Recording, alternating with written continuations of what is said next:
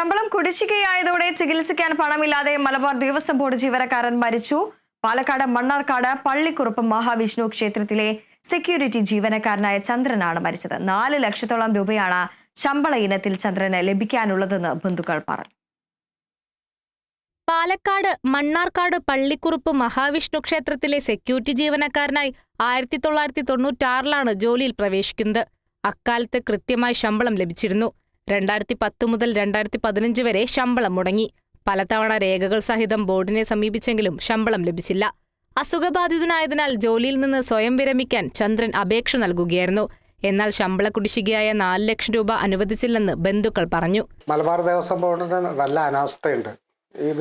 ഇവര് മാത്രമല്ല, ആ അമ്പലത്തിലെ എല്ലാ സ്റ്റാഫുകൾക്കും ഒരുപാട് ആരിയേഴ്സിന്റെ പൈസ കിട്ടാറുണ്ട്. അതുവരെ കൊടുത്തിട്ടില്ല. അത് കിട്ടിയിട്ടുണ്ടെങ്കിൽ അയാൾ മരിക്കില്ലായിരുന്നു എന്നാണ് എൻ്റെ അഭിപ്രായം. ചികിത്സയ്ക്ക് പൈസ ഇല്ലാതെ ഒക്കെ ഓരോ ബുദ്ധിമുട്ടുകൾ വന്നിട്ട് അതൊരു മലബാർ ദേവസ്വത്തിൻ്റെ ബോർഡിൽ നിന്ന് നല്ല അനാസ്ഥയാണ് സംഭവിച്ചിരിക്കുന്നത്. അതൊന്നും അവർ വേണ്ടമാതിരിയുള്ള സഹായം ഇനിയെങ്കിലും ഇവർക്ക് ചെയ്യണമെന്നാണ് എനിക്ക് പറയാനുള്ളത്. ശമ്പള കുടിശ്ശികയിൽ തങ്ങൾക്ക് പങ്കില്ലെന്നാണ് ദേവസ്വം ബോർഡ് പറയുന്നത്. നിയമപ്രകാരം വരുമാനമുള്ള അമ്പലങ്ങൾ ജീവനക്കാർക്ക് സ്വയം ശമ്പളം നൽകണമെന്നാണ് ദേവസ്വം അധികാരികൾ നൽകുന്ന വിശദീകരണം. Kerala vision news, Palakkad.